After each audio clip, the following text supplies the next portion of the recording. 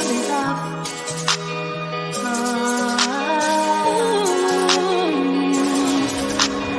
Let go of the shame, remove all the pain, block it out like a troll on your timeline. The past is what made you who you are today. Embrace it, let it go like an exhale. Remove it, remove it, remove it. The muzzle is off.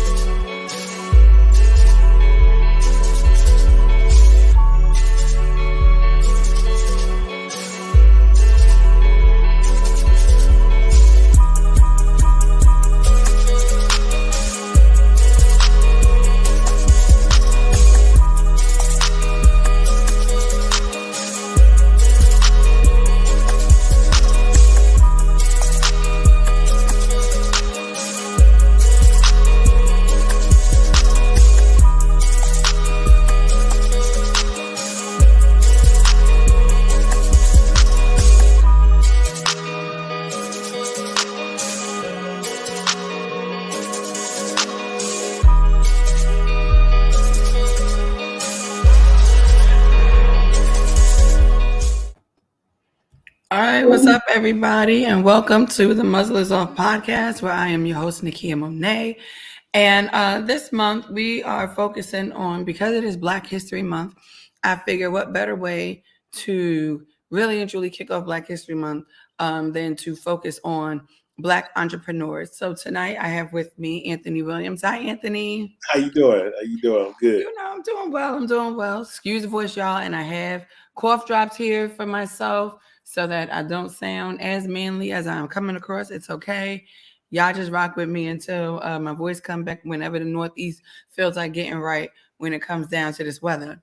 So, Anthony, just introduce yourself to the people. Let them know who you are, what you do, a little about yourself. So, my name is Anthony Williams. I'm the CEO and founder of GA Luxury Rentals, based out of Atlanta, Georgia. I specialize in short-term Airbnb commercial rentals. Kind of started off flipping houses and now kind of specialized now in more of the short-term rental Airbnb space. And, you know, we having fun, loving what we're doing and growing this thing.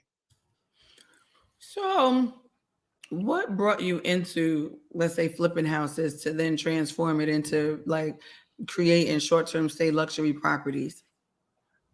So, about, I don't know, 3-4 years ago, I was flipping houses.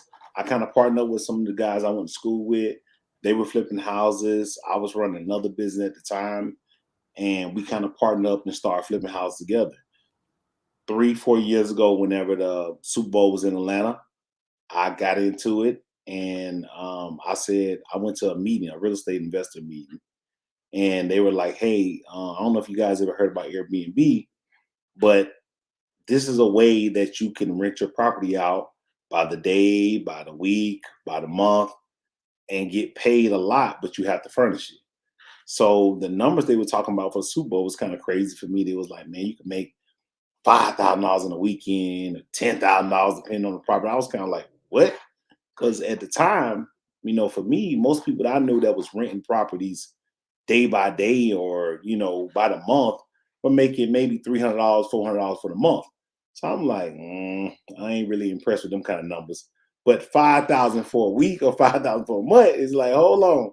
These numbers kind of shift a little bit on me. So kind of got introduced to like that. So I was like, well, shoot, I'll get ready to flip a house, and we got to stage it anyway. So I was like, let's stage it. Let's furnish it. Let's get some sheets. Let's get some kitchen appliances and stuff. And let's see what we do. Of course, we didn't make the money we thought we was going to make. But it still was enough money where I was kind of like, hey, this is very different than long-term rental money.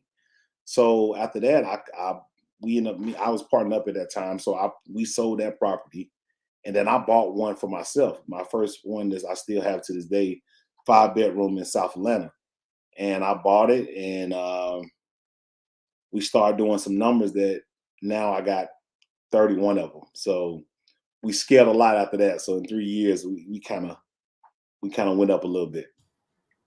Yeah, that's dope. I mean, I don't exactly remember when we connected on Facebook, but I do remember one of the first properties that I saw of yours, and I was like, this is a dope property.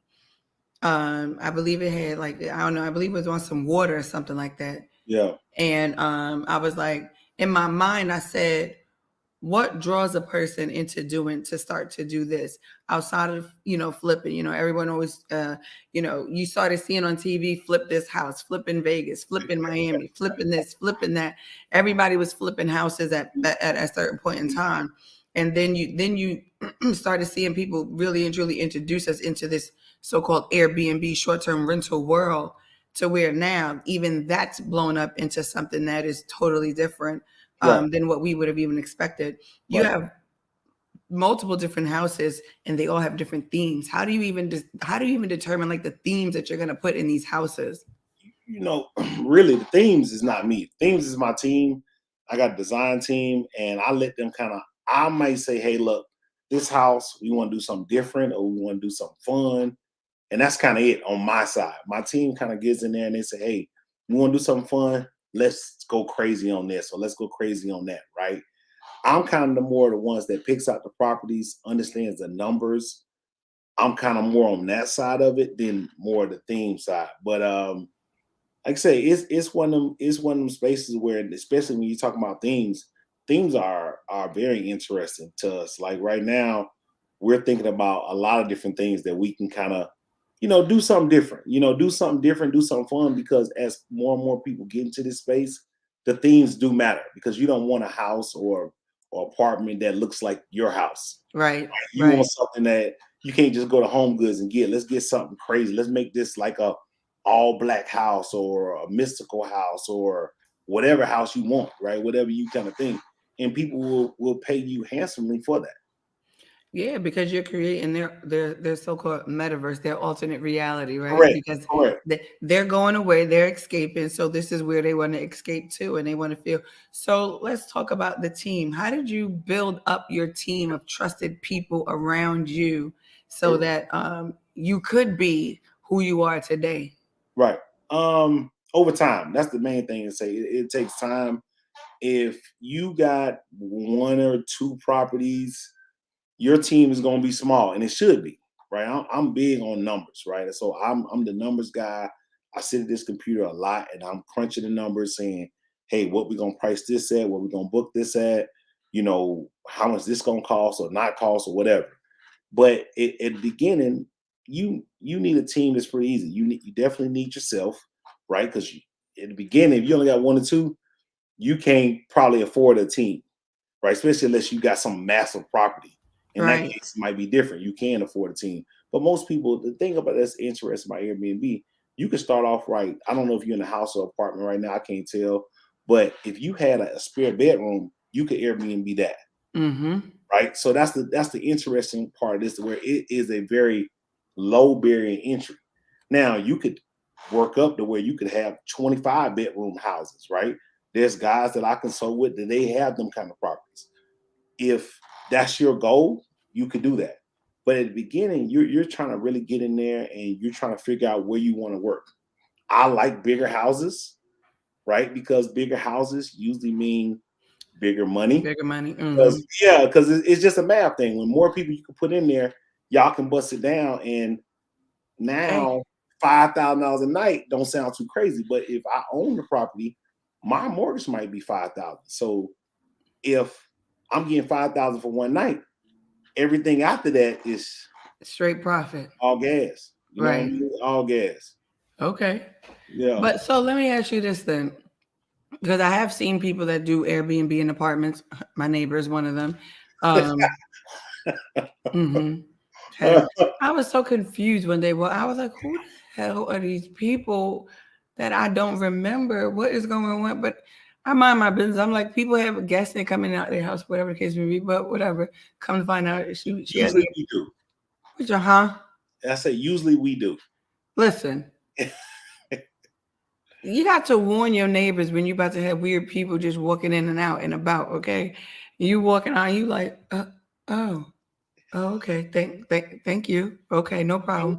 But truth be told, so for like a lot of the apartments nowadays, with especially in this building I live in, they actually prohibit us from even being able to do that.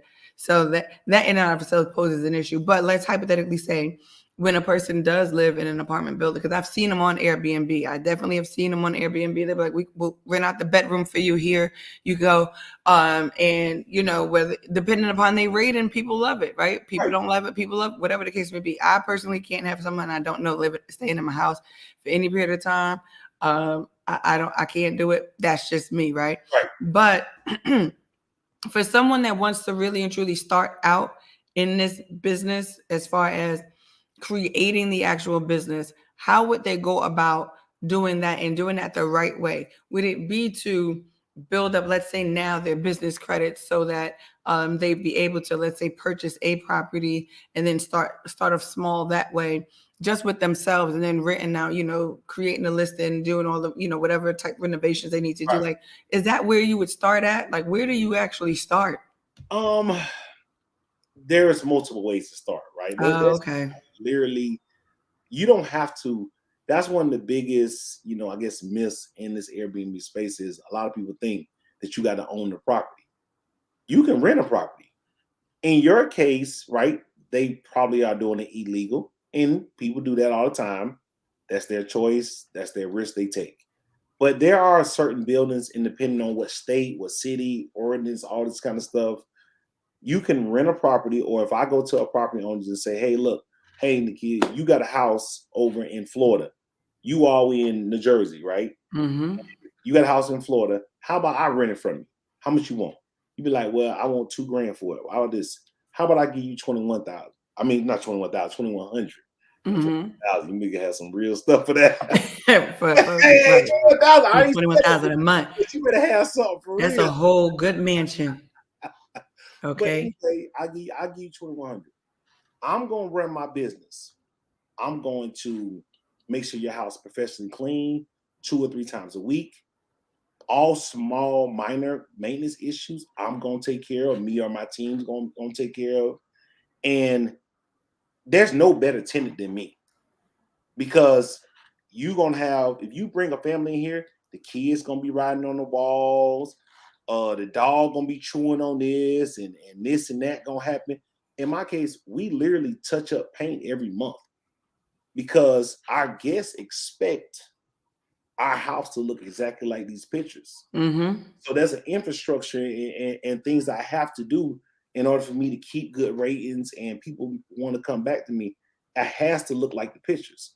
So you really can't get no better tenant than somebody who's running a good short-term rental business.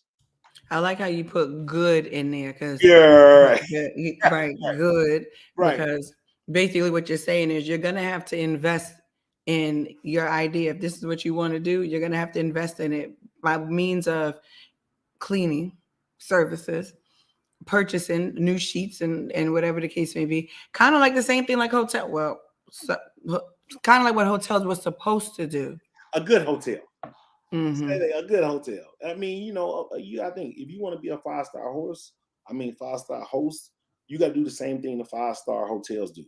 You know, you got to have, you know, great hotel linens, great towels. You have to be able to make sure it's clean to the top. You got to do certain checks and make sure the property, you got to accommodate the guests. And that's the same thing about having a good system, to where we're basically a hotel, but we're just way better.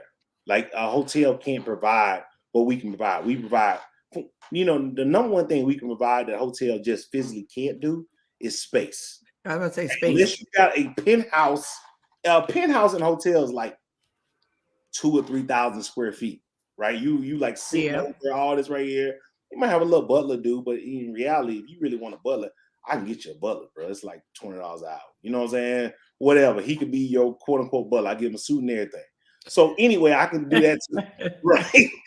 So my thing is, as far as space, a, a 2,000, 3,000 square foot house is not really that big for us. We got houses that are 8,000, 9,000 square feet. So as far as space, we're just going to be better.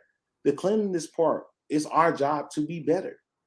And if we're not, we have to correct that. So that's kind Right. of where a lot of hotels is that we just have that advantage. That's why you see people kind of moving to the space a lot more than the hotel situation.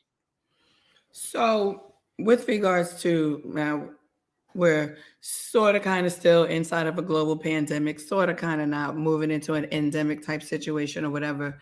Hopefully, so. But Yeah, for hopefully so. we all pray Yeah, we're yeah, moving into an endemic outside of a pandemic, you know. Mhm. But let's say at the height of this pandemic, Right. did you notice a shift, and how did you prepare even yourself and your team for that type of a shift? Because I think a lot of times what happens is, like in entrepreneurship, we don't necessarily sometimes prepare for those days when things can go down. Oh yeah. Oh yeah. When essentially I run a hospitality business. Mm-hmm. So when the pandemic, I was, alive. I think at the height of not when the height, but when the pandemic first started, early 2020, Mm-hmm. I probably had 6 or 7 houses at that time, and I had a staff, I had a team, I had all this kind of stuff. And like you said, the thing about entrepreneurship, the number one thing, number two thing, and number three thing of I would tell any small time entrepreneur is number one, don't run out of money. Number two, don't run out of money. Number three, don't run out of money. Because essentially what you seen at the beginning of that was, especially our people in particular, we don't understand. We just get an ideal and say, hey, look, I really want to do this, but I only got $100 and I don't got no credit. You're going to run out of money. Mm-hmm. Because as the owner, I'm always the last one to get paid. My team will always get paid. The invoice got to get paid, whatever, whatever. I can't run out of money to pay my team because else I cannot keep this system rolling. So at the height of the pandemic, my whole thing was let's get as much money in as we can, because when that thing crunched down, we gonna have to tap into all these different situations in order to make sure that we keep everybody fed. And we was able to do that. And actually in the pandemic 2020 is when I went from 3 to 24. I think I scaled up maybe 20 listings in the middle of the pandemic, just because a lot of people were getting out and I was getting one after the next and then because they was running out of money. And that's all it was. Really? Yeah. It's amazing to me, like how you said, don't run out of money, but it's like, how do you prepare to not run out of money? Like what what strategy would a person use to not run out of money? Because at the end of the day, no one thought that something like this could happen in 2020, right? So Right. then it's like, now, okay, what do I need to utilize? I mean, and I know a lot of entrepreneurs during that time, they utilize a lot of the services that was provided to entrepreneurs to ensure that even if they weren't in business, they could still have some Right. type of money, whether it was getting the, grants, PPP loans, and a whole bunch of different other funds that were readily available if you knew. But I think part of the issue is a lot of people didn't know how to access or tap into it. Correct. And I think that you brought up a great point. When this thing really hit, I was a legit business. When I say legit business, when you trying to get the SBA and the PPPs and all this kind of stuff, you had to be legit. Mm-hmm. All that underwater cash out business, cash only situation, that came back and bit you in 2020, because now you were making money, but you were trying to avoid the tax dollars. So now when they came and said, hey, you are a GA lecture rental, whatever you are, we never seen you on the board before. Don't try to get on the board now because we don't know who you are. And that's the one thing about small businesses is sometimes that we got to do stuff the right way. You got to get your EIN. You have to file your taxes. It's a lot of ways to write off. And you got to think, if the big boys at $1 billion at Amazon, stuff like that, And pay zero. business, at these billions of dollars and don't pay taxes, your little ass, I don't mean to cuss. Feel free. All right, if your ass can definitely make 100,000, and if you running the business right and understand what deduction and get the right people on your team, CPAs and bookkeeping and stuff like that, you should still pay little or no taxes. You a business. So that was the main thing about that, is that, you know, in the pandemic, I used to, you know, do credit consult and stuff like that. So I used to actually make a sport out of getting access to lines. Not because I needed the lines, because I wanted the lines. Just I really made a thing where I wanted my goal, even before I started real estate, was I wanted to get $1 million in credit cards. $1 million. Which for most of our people, that sounds like, what are you trying to do? Mm-hmm. And you know, really to me, it was like, you know, credit card was one of them things where you can apply for credit cards, you put your numbers in, you can get them your credit number. It was a game for me, right? Turns out years later, I had to tap into them. That's how I was able to scale, because I was able to pay employees, I was able to do this, I was able to balance the books and all this stuff, because I didn't have to go and ask for money. And that's one thing I talk to people all the time. You ask for money, especially as an entrepreneur and as a person, period, when you don't need money. When you need money, that's the worst time to ask for money, because everybody's gonna slow roll you, everybody gonna tell you why they can't give it to you, blah blah. But when your credit high and you don't need it, and you hit certain numbers, go get another 50,000, go get another 100,000. You might not need it now, but imagine in a year from now, when you're trying to scale up and you're trying to buy this building, or you're trying to buy this. Now I don't got to talk to them folks about when I'm gonna get some money. I just go and see you later. Done. Furnish a whole house. Oh, it's gonna be 30,000. See you later. That's how I was able to do it. So basically, using the knowledge that you had prior to doing a lot of the credit counseling and all the stuff that you were doing, you just utilize that. I'm like, you know what? I'm going to scale up now. I don't need it now, but I'm going to scale it up now, because then when I do need it, I can tap into it. Access. When I came to it, I ain't had to ask nobody for nothing. I literally, in my folder right now, I'm at my desk. This is a book. This is all credit cards. And most people say they got a wallet with 4 or 5 credit cards and everything. I literally have a book of them. So they all dated. They all know how many limits on it. So I know I can pull that. If a deal come by me and the numbers make sense, I can touch it. It's just numbers. It's just numbers. So, but you deal a lot with your numbers, and then you built a team around you that can actually help you to expand and grow, right? And I think part of the issue is sometimes is that we have a trust issue. So how do you build the trust in the team that you have around you? You know, a lot of that, because it's like they got to trust you, and then you also got to trust them. So it's like and I think that's a culture. That's something about every great leadership, every great business. I love business. And it's something about the culture, right? I want a culture where everyone around you feel like they're valued and they're valuable, right? And I want that to be seen, but I also want them to understand that we're going to work hard, and it's trial and error. Like, everybody's not going to work well with you, right? Some people are, some people aren't. It is what it is. But a lot of that you have to just test. Like, I was going through people, we went through employees, we didn't. And when I started finding the right people, then at that point we coach them up. We need a culture. But at the beginning, unless you're going to really deal with friends and family, which you know how that can go sometimes, you know, in the open market, you're going to have to get some core values of what you want your culture and your business to be about. If you see somebody who's saying the right things, looking like they can do what you want your things to be, try them out. And if they work, it work. If it don't, cut them off quick and move on to the next. That's what I would say. So then that's what it is to me.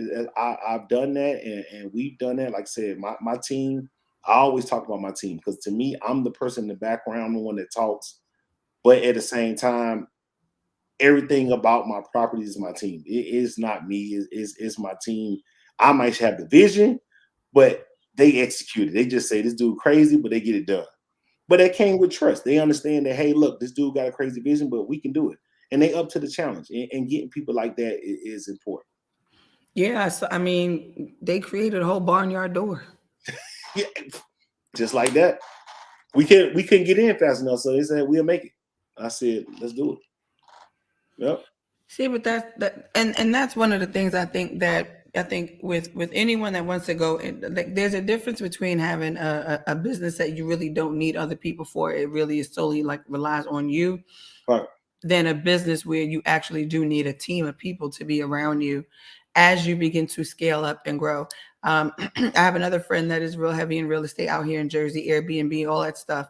And that's one of the things that he has always spoken about, which is building a team of people around that he could actually trust with, handling certain aspects of business, trust with, being able to manage properties and stuff like that. And, one of his, like what you just talked about, which was sometimes if you want to build a business around friends and family, you like, that's a negative. And that's one of the things that I believe he also learned too, going through the process of, because a lot of times we think that, well, who else can I trust but my family? My family ain't always going to have my back, blah, blah, blah. And then you realize, no, your family, sometimes they just want a paycheck. Right. Right. They're not, it's not like you can't. It's like certain friends and family, everybody got skill sets, right? Mm-hmm. And you got to learn what's good for you and what you're trying to build in your culture. Your friends and family y'all can have that kind of synergy where y'all could be the perfect partners in life. Like one of my biggest partners is my dad. Like we buy houses together, we flip houses together, right? We flip and turn the Airbnb together, but we work well together, right? He gets stressed sometimes, I get stressed sometimes, but we'll never really, it's not this antagonizing kind of deal where we can just say, hey, man, look, you want to get this house? This is what we got to do, man. You know what I mean? And me and him can have that kind of conversation. Right. And we'll say, hey, man, you figure out your side, figure out my side, and then let's just get this thing done so we both can make this money, right? And that partnership works. But some friends and family, they want to say, well, since you got this, and this, then I only should have to do this. Oh, no. That ain't gonna work. Like that's not business. That's not how this is working. That's not business. You got to bring to get. It's very simple. And if you keep it like that, everything stays good. You know what I mean? Like everything stays good when you keep it like that. Don't be doing all this, friends and family, like all kind of stuff. But if my friend or family can bring us certain things, I got partnership with friends that we do stuff together. Like you got the houses, I got to know how this can work. Or do you got this just because my homeboy or you my sister, what are you gonna do? Right. Like, what value are you bringing? Yeah, what value do you bring? Because we're trying to bring something because we ultimately trying to push the brand forward. And that's what it's all about is everybody got to buy into that. And that's what thing I would say that's part of the head of a business is you got to create a culture and you got to understand what your culture is. We want to be the best.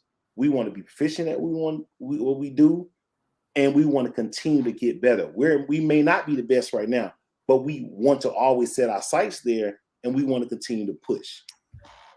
But that starts with the head. Right. One thing I can say, and this is just because we're friends on Facebook, you support your team through and through. You even support everyone that supports you through and through. And I believe that in that mindset and that type of a mind frame, it even wants people, it pushes people to want to support everything that you do. And then it also pushes your team to rally behind even the vision that you have.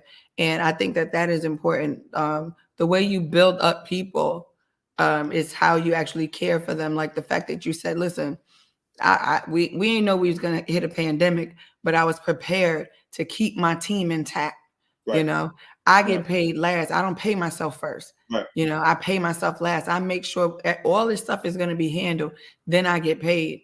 Right. Because at the end of the day, if they're paid, they're going to still push. They're going to work. They're going to do, you know what I'm saying? They feel supported. They feel loved. They feel a part of this whole vision. Right. I think that is great. But I think that's a lot to your personality and how you actually are as a human being to then push that down, because sometimes that can get, like, I work in corporate America. Sometimes that can get lost in a corporate structure, right? Because you have all these, Right, right, you have this one person is at the head, then you have all these branches that branch out, and then you get all the way down, and the person that's all the way down below has no idea of the visionary, the right, actual CEO, the one that actually created this entire business, right? And I think that the way you build that into a culture is by keeping things flat, but we still have structure, right? But everything's flat, so you're visible to everybody, and everyone feels like, all right, we supported in this. We got right. he got us, so we got him. Right, and that's the culture. Like I'm big on culture. Being a part of several businesses, I just think that, especially as a small business, man, sometimes when you're a small mom and pop and it's just you and yourself, your culture is you. Yep. But when you start getting other people into it, you can tell when people don't want to work at this job. They're working just to work, right? Right. And you can tell you come to a restaurants are a funny thing, right? And I'm big on energy, right? So I like to try to keep a certain energy. I like a certain energy around me. If Right. I'm bucking it. You know what I mean? I'm like, bro, I don't really like this situation, right? But I think that's a matter of, and I frequent a lot of restaurants. I'm a foodie. I love the best restaurant. I mean, you in Atlanta, so it's okay. It's understandable. Yeah, I got yeah, a whole list of restaurants I want to go to in Atlanta when I come down there yeah, in I a take few my months. best restaurants. That's I'm with it. But it's the culture, right? Like when you go to certain things, it's an energy. You can tell these people want to be here. And so I'm big on, like, look, if you're running a business, whether it's you or you got a staff of 1,000, and I know it's hard. When you scale up, it's hard for the person that's mopping the floors for you to have an influence on. But it's important for everybody to feel supported, right? And that's no different where I tell people all the time, like, I got houses and everybody's not gonna come to Atlanta. Everybody can't support me. I'm not the cheapest, and I'm not trying to be, right? And that's just what it is. You got to know your customer. Walmart don't market to the people who go to Neiman Marcus, and Neiman Marcus don't market to the people who go to Walmart, right? I know who my customer is. I know who I wanted to be. I'm okay with taking that kind of challenge on for the higher end kind of clientele. But at the same time, I want to build a culture around everybody's to be supported with that, right? So just like when I see, don't care if you got a car washing business, if I see you and you out here doing it, you took that risk, hashtag support. Every time I see it, I'm supporting it. I don't care what you're doing. And that's why I try to tell people all the time, it's not about you coming and booking one of my houses that's costing $2,000, $3,000, $4,000 a night. I want, if you see me posting a link or whatever, I say, man, just share it, because you never know who might be my customer. You may not be it right now, but maybe later on you might be it. And I might not be your customer right now. You got to think, I've been doing that with you and I didn't even know you because I seen you in my thing. You out here hustling, you working, support. And that's what I wanted. And me doing it is like, I can't ask for that if I don't get it. Right. So I try to get it. And I say, every time I see somebody with a business or they out here doing something, hashtag support. I don't care. My followers need to see it. I might not be in the market for it right now, but you may be. And then that's supporting your business. It ain't about me actually spending no money with you. Me supporting it through social media or whatever platform I have, that is value. And that's just supporting me. And people just don't understand. They come back, they like it, or they don't like it, they scroll by it. Man, listen, you'll support some stupid junk, somebody getting beat up. Really? You know what I mean? You can get beat up. You want somebody to support that? Support somebody's business, somebody trying to do something. No, that's why. And it was so crazy. When you posted the Jacksonville house, my cousin had literally just said that we all need to go down to Jacksonville. My other cousin lives in Jacksonville. So she had literally just said, oh, we all need to take a trip down to Jacksonville. So I'm like, let me tag y'all in this whole thing right here. Because if you just said that, then we all need to come on here and rent right here in Jacksonville so we can all stay right there.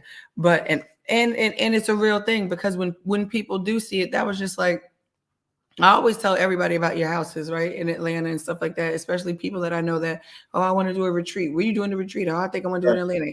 Here's the link for his Airbnb. If you really want to rent it out and do like a retreat or whatever the case may be. Right. And the reason being is because That's what we're here for.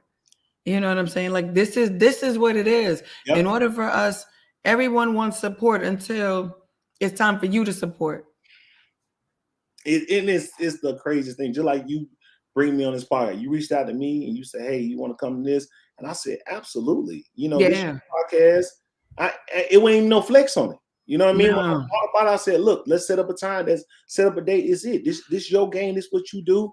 You supporting me. I'm supporting you. It's a no-brainer. It's that simple with me. But that's that energy I try to put out there, because what you put out there, you get back. And I'm big on that. So I always, people talking negative stuff, I be like, man, I tell them all the time, let the loser talk about losing. We don't. If you talking about any loser stuff, man, don't even talk to me about that, because I don't understand what you're saying, bro. hey man, winners win, dog. We ain't hear what they talk about. And winners keep positive energy around them. Absolutely. That's how they win. You right about it. I don't understand what that is. How we gonna do it?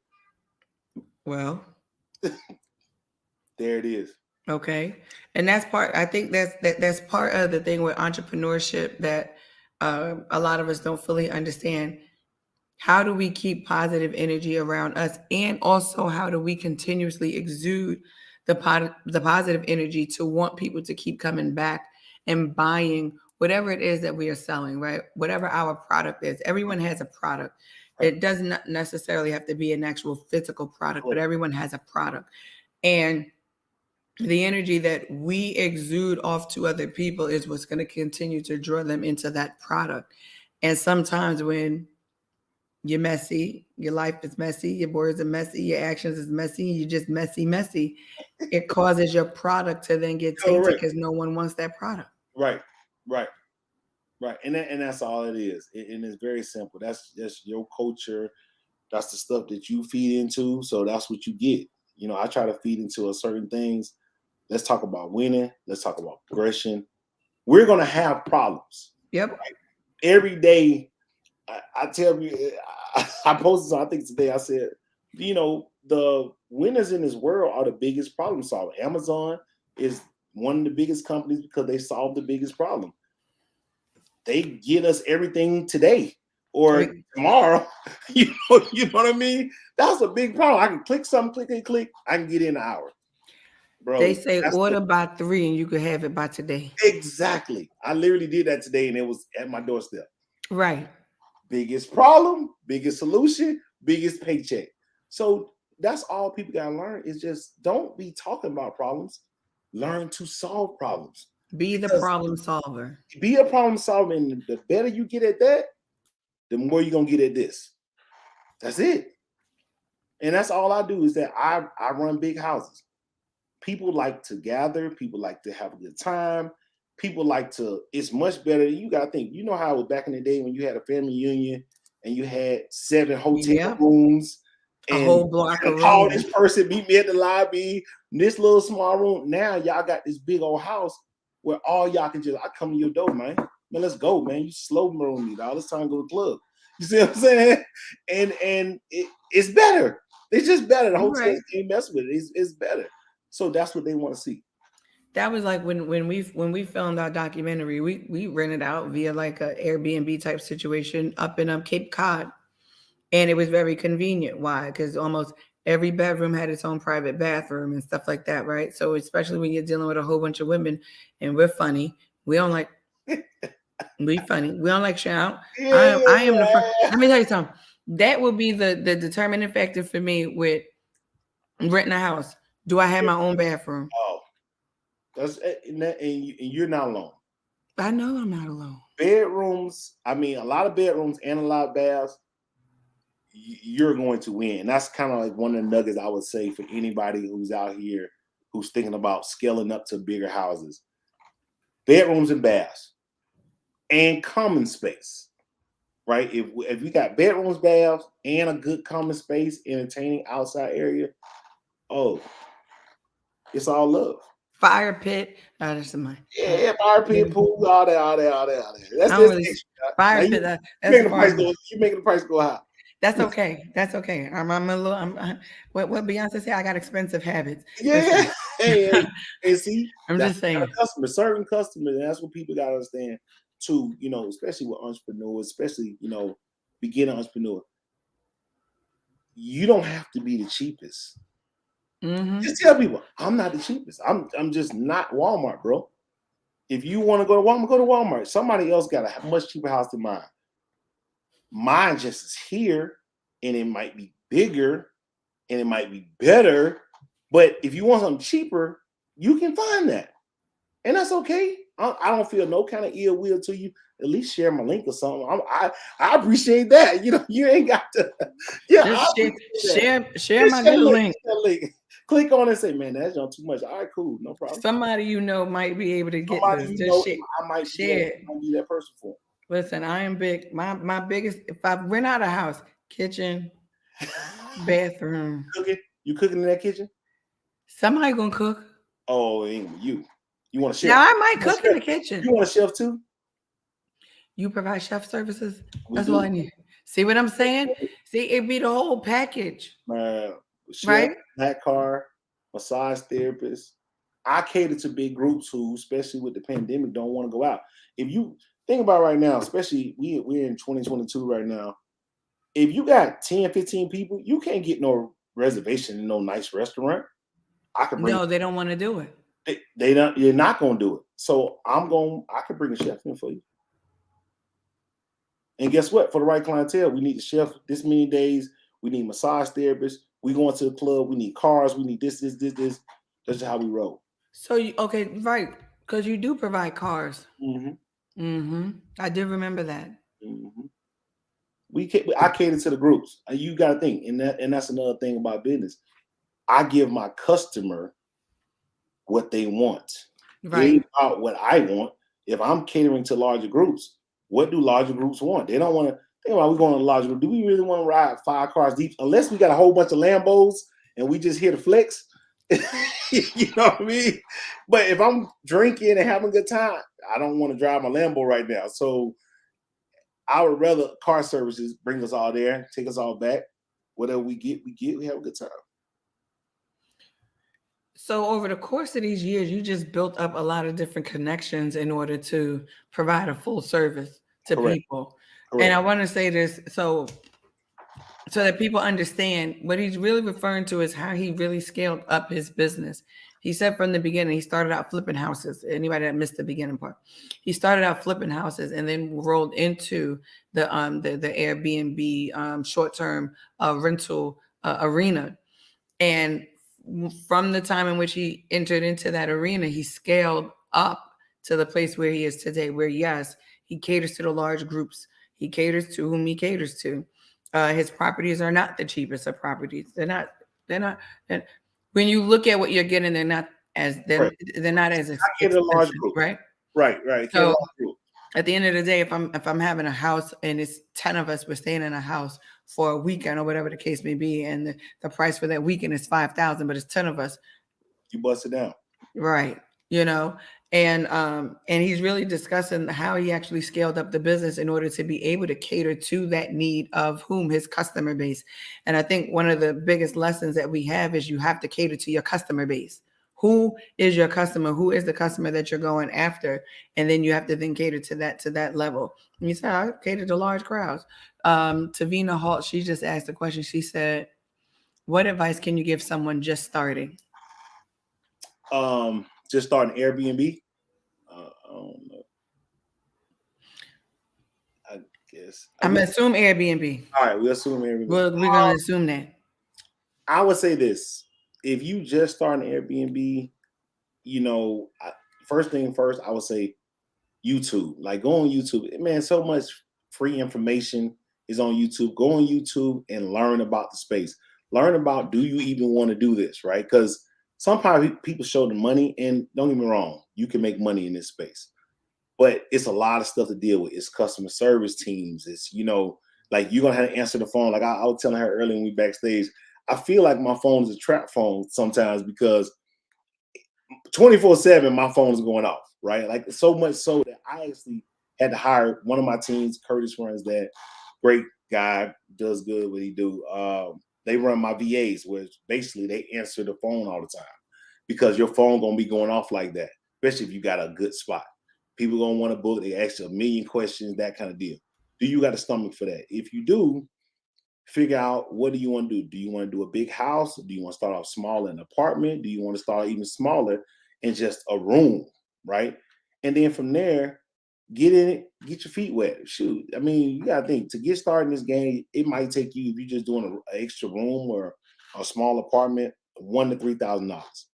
Not a big investment to see if you like it or not. Once you get in and you like it, then you start saying, hey, it's bigger ways out here. Because really, 1 and 2 bedrooms is cool, but it's only so much somebody gonna pay. Like you said, a big group can bust down 5,000. A 2-bedroom is only what 4, 6 people can fit in here. It's only so much they can pay. Now you go to 4, 5, 6 bedrooms, you can put 20 people in this thing. They can hold more, but then you can make more. So, but it's a lot more to deal with. So I would think that's the way to start. Start small if you want to, but if you on that kind of time where you like, no, I want to jump into the big game, learn about the game and then get into it like that. So basically, learn about the game and then come up with your strategy as it pertains to your current status within your pocket. This is not a free game. Nope. Ain't nothing free about it. It's not.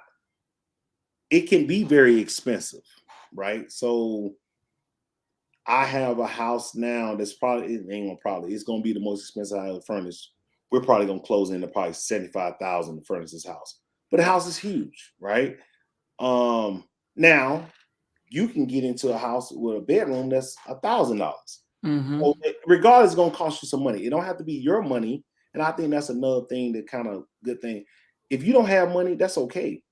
If you don't got money, do you have credit? If you don't have credit, that's when all of a sudden I tell people all the time, partnerships are good when they're strategic. Just because we homeboy, homegirl don't mean we partners. Because we might not work well together. But hey, bro, I got to know how I learned the game. You got access to some capital.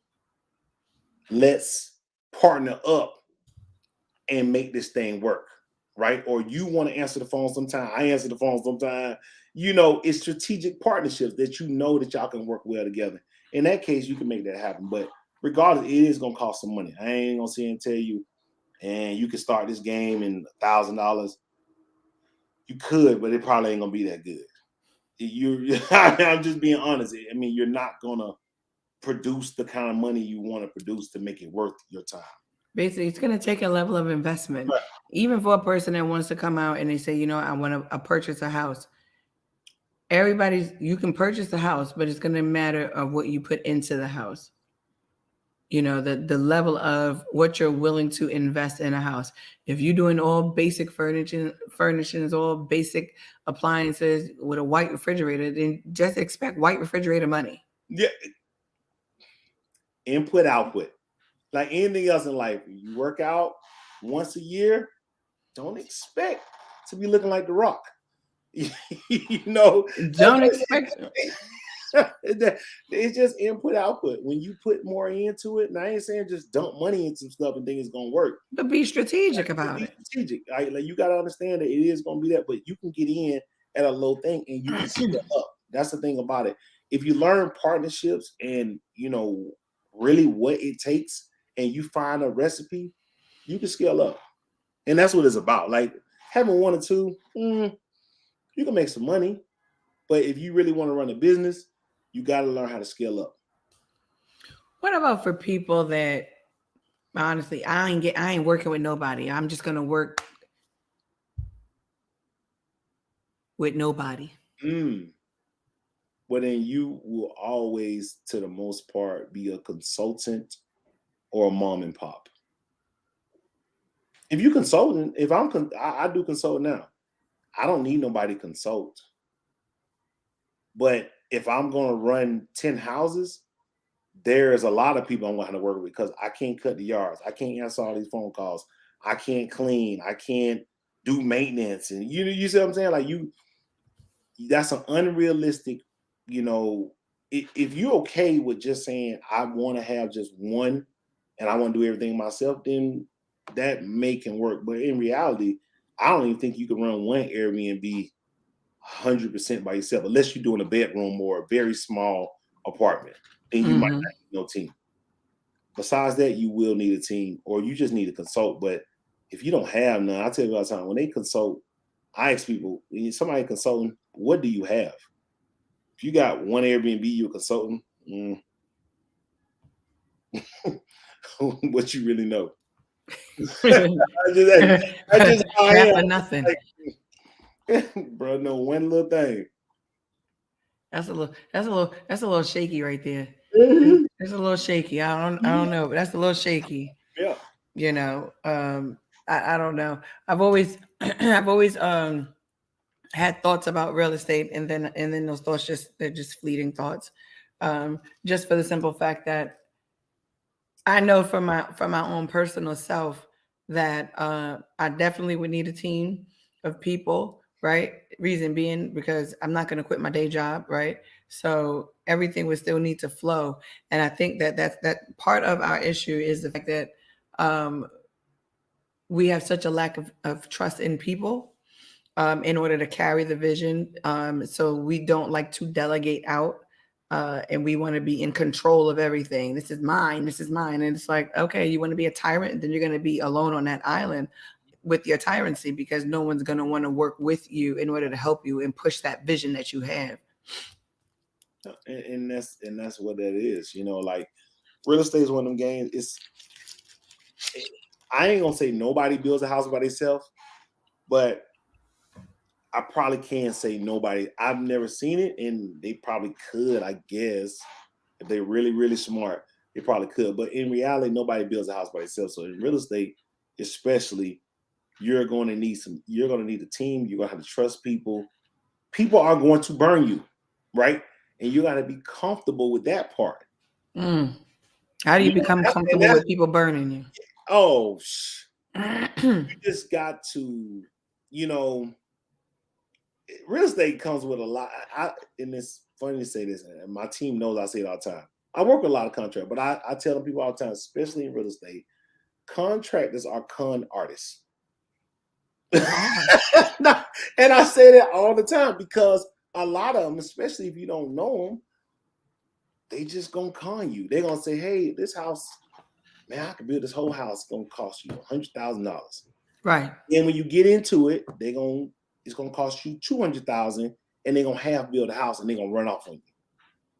So that's where you kind of have some know-how. You got to have some fail-safes in there, and you got to vet people, right? And that's why experience in consulting, I tell people all the time, do not be afraid to pay people for their knowledge, because their knowledge will help you curve your learning curve a lot, or it will help you excel or miss a lot of road bumps that potentially, especially with our people, not run out of money.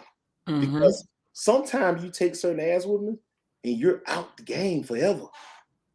So a consultant, you come in at $5,000, $6,000, $10,000, you'll think, man, it's crazy. This dude ain't paying no $10,000 to talk to me. You do it yourself. You take a butt whooping, and now you out the game forever.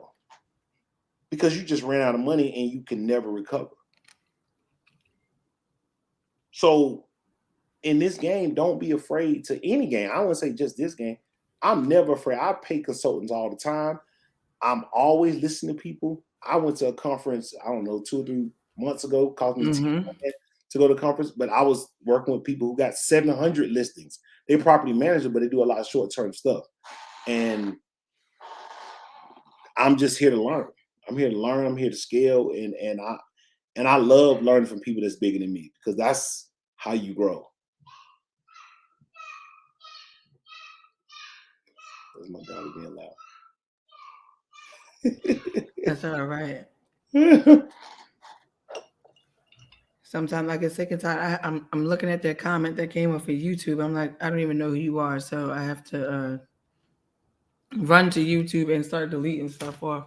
But right, this is what happens. I was like, yesterday I was doing somebody's podcast, and the people was doing a lot of them bots on YouTube.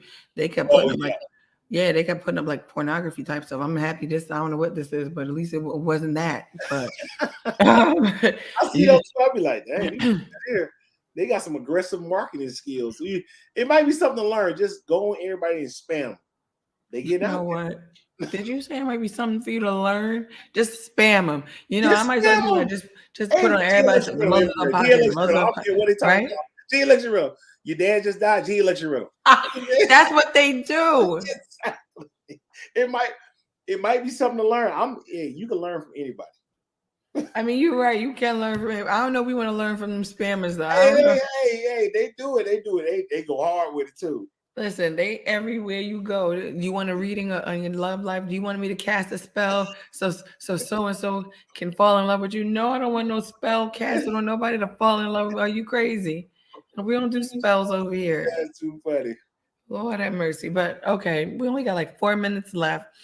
Any other golden nuggets you want to drop for the people with regards to overall just entrepreneurship as a whole? I think, I tell people all the time, entrepreneurship is not for the weary. It's not for the weary in regard to it ain't no safety in this, right? Mm-hmm. So you're gonna have some sleepless nights. You have to be comfortable with that, right? So that's the thing about I talk about comfort a lot because you have to learn your risk tolerance. As a gambler, you have to learn, man, I'm cool with rolling $50, but I ain't cool with rolling, $2,000 on this hand. So learning your risk tolerance. So you got to be comfortable. Entrepreneurship, you are the problem solver. You have to be that, and you have to be comfortable with every day. Ultimately, you have to solve problems. And when you really get out here and you leave your job and all that kind of stuff, you got to be comfortable with saying, hey, I'm in a position where I feel like I won't run out of money that I can pay my team. And I'm comfortable enough to where my life, I can still take care of my family. And if you don't get to that point, then keep your job. But if you do, or until you do, stay where you at and keep rolling. Keep rolling, keep chopping the wood, and continue to scale. That's the thing about, I think, so many times, and especially like I said in our community, that we don't think about scaling enough. We think about, hey man, let me get one barbershop or one little store or one car wash, and on this little spot, instead of thinking about how can we scale it to where we can bring it in more. And then at that point, we can take care of more people. We can put a bigger team. We can feed more families. We can feed our family better if we think about scaling. Then we got to think about, hey,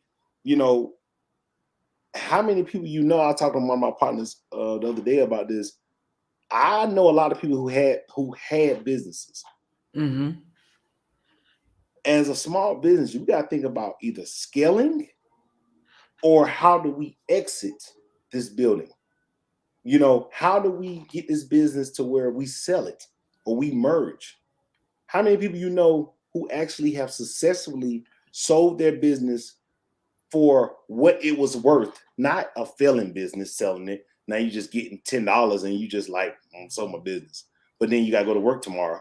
Right. Like really scale it up and thinking about that. So I'm always thinking about all this kind of stuff because to me, that's the measure of success. It's not about having the business, scaling it, and then it goes down. Then we just fizzle out. It's like, what was that?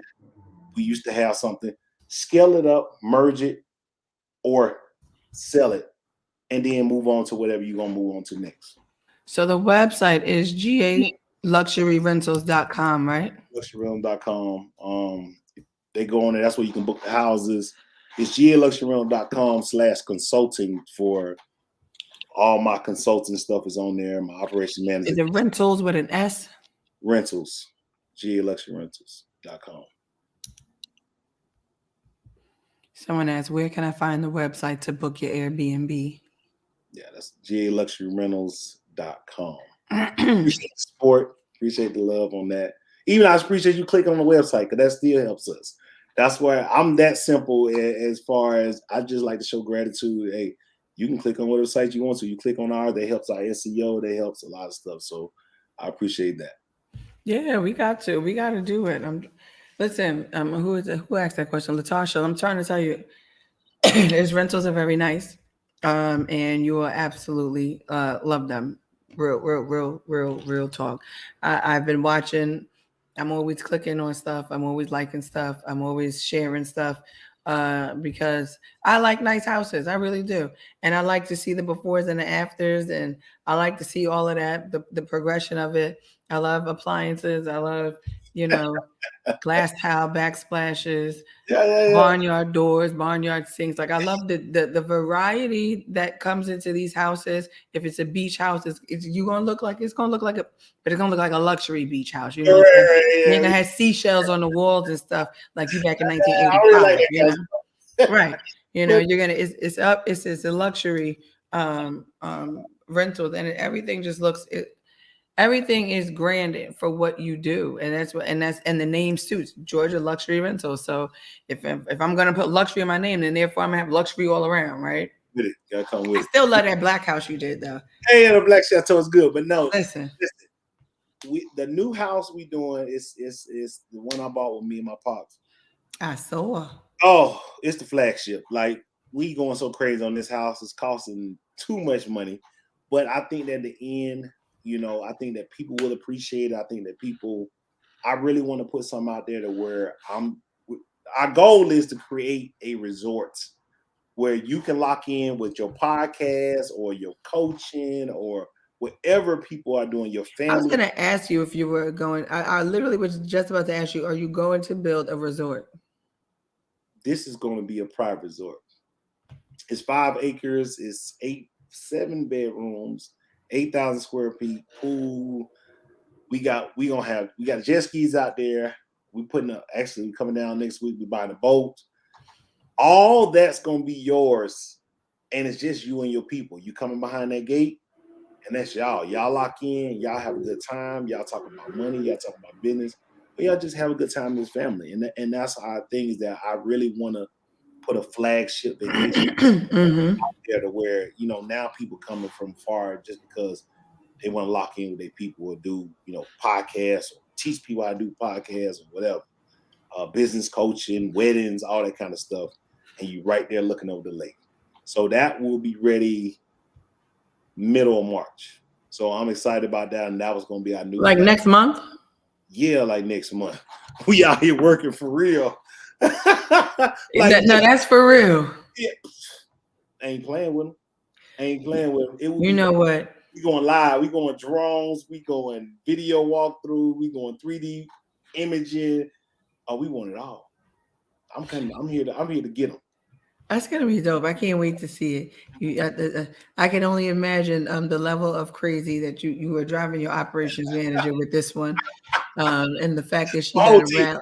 My whole team, Listen, they're like, but she the core that she got to rally everybody. Are you on point? Who is the project manager over this?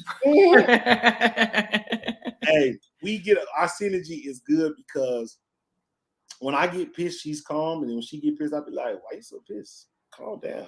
You know what I mean? But we push each other, but it's the ebbs and flows that where we continue to push this.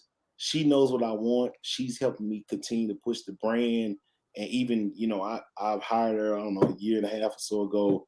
She's helped out so much with the vision and where we're trying to go to where now it's like we just roll. We roll, but this right here, I'm putting a lot of pressure on the whole team. Yeah, I you know what you said mid-March, and I'm like, I know I just saw the post. I feel like I just saw the post like a week ago. Yeah. Everybody We working hard because the summer's coming. We ain't missing no summer. Not for that house, right? Not with them jet skis and the boat, right? I know that's right. Everybody got to come down. I know that's right. New Jersey, New York, wherever, all over the world, your podcast going. Bring everybody. Macon, Florida. Yeah, I'm in Macon, Florida. Macon, Georgia. It's in Macon. It's in Macon. It's an nice. hour and a half south. So it's gonna be. It ain't that much COVID down there. I ain't gonna say ain't none, but you can run from COVID down there. And it's just you lock in with your people. You're gonna run from. You might be right in Macon. You are running from. Let me tell you. Yeah, quick story. Then we're gonna end this. I drove to Macon one time when I was living down in Georgia. I drove down to Macon because my friend was doing like a church service type thing, and I drove down to Macon from Loganville. Mm-hmm. And the ways took me a whole back way, and I promise you, I passed that whole diner from fried green tomatoes, and I think that changed my whole life. I said, they ain't never. I don't want to see Iggy or nobody on this back road. I'm getting the heck up out of here. Yeah. Ever. I said I needed to take the straight highway. I don't know what way Waze took me. No, and Whistle Stop Diner. It is an interesting place from Atlanta because it is. Atlanta has no water, which is great because the water would be like LA, right? Our traffic is already bad. It would be even worse, right? So right now, the closest two big lakes is Macon, which is an hour and a half, and then Lake Lanier, which is about another hour and 15. I'm going to say Lake Lanier, right? Yeah, Lake Lanier. It's still about the same. But if you can go on Lake Lanier, you can go to Macon. True. And if I got a product that's way better than anything they got out there, what's the difference to you? There is none. You lock in with your people and ride on jet ski and get on the lake. That's what we provide. But it's just way better. I love it. You know what? You sending people to Macon now. Yeah, I'm sending them to Macon, man. They might make me the mayor one day. You know what? they just might. The mayor. Yeah, they might need me. I won't be no politician though. That'll be it. Either way, you're still sending people to Macon, so that's dope. That's dope. With in and out of itself. Like I said, I've been there one time, and I was like, "Dang!" Now you got the whole reason to do a podcast of life out there, right? A whole new life retreat. Yeah. Somebody got to drive the boat. Off podcast making edition can't get no better. You know what? I see your vision, okay? Making edition. This is what I do. Out here, better. On boats and stuff. Just chilling, right on the boat. You're gonna be like, "This is making, man." I'd have been like, I'd have never thought it coming back down here. Never thought it. Not ever. And I ain't taking it back where I don't want to pass the Whistle Stop Diner again. What you mean? You ain't to get you some food, get you some drink? No, I kept going straight. No, I kept going straight. I was like, I'm not even stopping. I wouldn't even. I said, and I had to take a picture of it. I was like, wait, what? This is real? Don't worry about that. It's okay. I made it through. I just said they ain't gonna get me on the back roads again down in Macon. Nope, no more. Now you got straight college. I got to change your vision on that. That's what I'm here to do. Okay. Change the vision on that. You're gonna be like, man, Macon straight, man. We out there chilling. Every year we make it. They were like, Macon for what? Right. For this. That's what I want to say. For this. Period. And with that, and with that, we're gonna drop the mic on that because Anthony over here, he about to bring people back to Macon for real. Okay. And I'm with him on his vision of bringing people back into Macon. I am with him on this vision. I'm for sure with him on this vision. Because like I said, I passed the Whistle Stop Diner and I was like, Deuces, Macon, it's been real, right? So I think that I can't wait to see this house. Operations manager, I know you listening. I'm praying for you. Push through. The whole team, if y'all listening, praying for y'all. Push through because I know this is a very aggressive timeline that y'all are working on. Yeah. But I know y'all gonna hit it, and I can't wait to see all the drone footage and the 3D touring and all this stuff that's gonna come out of Macon. Can you imagine Macon? It's gonna be Macon did it. That's it. Hey, you know what it is. Well, thank you, Anthony, for joining. I really, really appreciate it. Thank you for coming on. Anytime you want to come on and discuss whatever you got coming up, whatever you got going on, whatever the case, just hit me up because I'll definitely hit you up and be like, why don't you come on and talk about this if I see something? You know what I'm saying? So for sure. Thank you. Always support. Appreciate you. Appreciate your followers and your audience. G Luxury Rental, like I said, just support it. Click on the link, whatever. Go and see the product. Like, hell no, I ain't paying that for this. Whatever you want to say, right? It don't matter. Just hey, I appreciate the support either way, and anything I can do just to help support your followers, I will.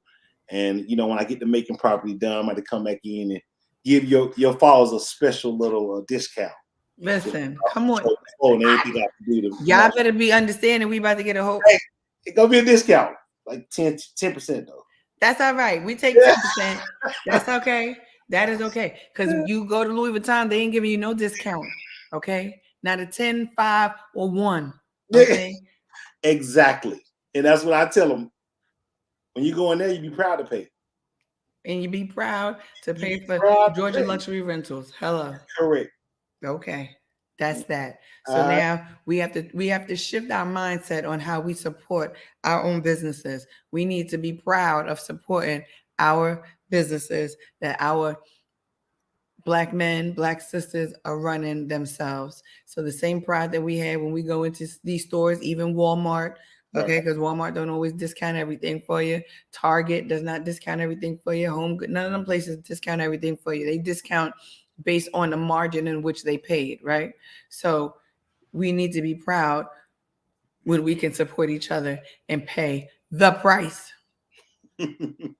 minus without a discount, okay? We don't go in expecting discounts, but if someone wants to bless us with a discount, we accept all blessings. Okay. We accept all blessings. All right. So until next week, y'all. Actually, you know what? Let me rephrase that. We'll be back tomorrow because I'm doing a special edition of the podcast. I'm interviewing an author, Black woman, and she wants to come on the podcast to discuss her book. It is called I Am Just a Vessel. Her name is Fran Rogers Williams, and she's coming on tomorrow to discuss her book. So I'll be back here tomorrow at 7 p.m. The Author's Corner is going to be live in full effect, and we're going to discuss her book and some other things that she has going on. She's real inspirational, real motivational, and that's what we're going to be doing on the Muzzles Up podcast. All this month, y'all going to see some impromptu shows just popping up because I really want to support us Black entrepreneurs that are out here, and we have a product, we're selling a product. Some of us, our product is our life. So, and I want to support that within us. So that's what we're doing on the Muzzles Up podcast, supporting us and what we're doing and putting us out there. So tune in tomorrow at 7 p.m. Where I will be interviewing Fran Rogers Williams on her book. Anthony, I truly appreciate you for coming on today and discussing with us what you do. Airbnb, rental property, short term, some long term, flipping houses, and giving us these good golden nuggets that we receive. If you missed out on the nuggets, I suggest you rewind when the video is up. All right. All right. Thank you. Thank you. Until tomorrow, y'all, and we out.